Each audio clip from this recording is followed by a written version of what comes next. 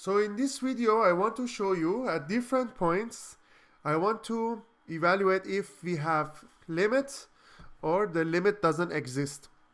Which of the following statements about the function y equals to fx graphed here are true? Which one is false? Part A, it says limit fx exists when x approaches 0. So let's figure out.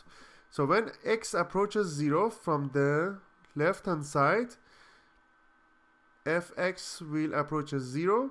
When x approaches 0 from the right hand side, fx approaches 0 as well. So that exists and it will equal to 0.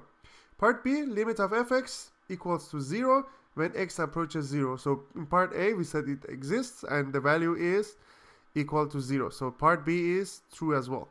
Part C, limit of fx when x approaches 0 will be 1. That's false because we just said that is equal to 0.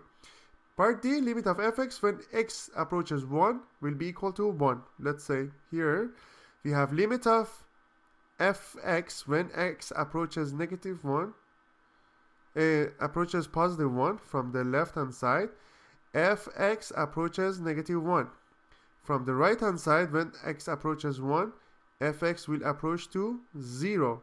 So from left hand side we have negative 1, from right hand side we have 0.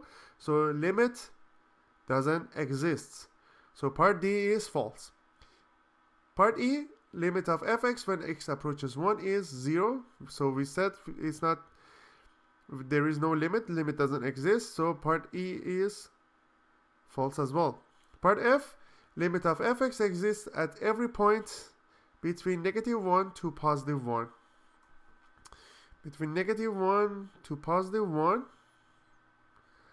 excluding the negative 1 and positive 1 because we have the round bracket. So anything in between makes sense. So yeah, we have limit. The limit exists every point between negative 1 to 1, excluding negative 1 and 1.